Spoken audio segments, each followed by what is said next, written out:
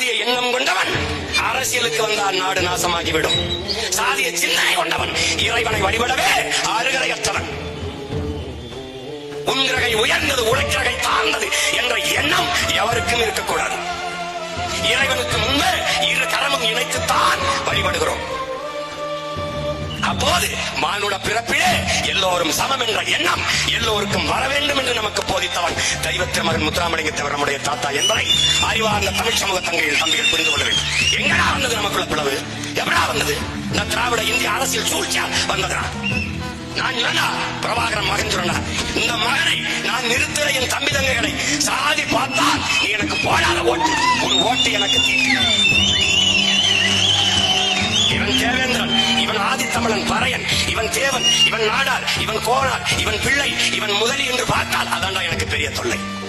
நீ ஒண்ணு செய்யணும், என் நிறத்தை பார்க்காதே, என் கருத்தை பார். எங்கள் சாதியை பார்க்காதே, சாதிக்க துடிக்கும் எங்கள் எண்ணத்தை பார்.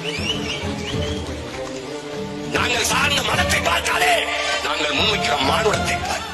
உயர்ந்த எங்கள் உயிர்மை நேயத்தை பார்.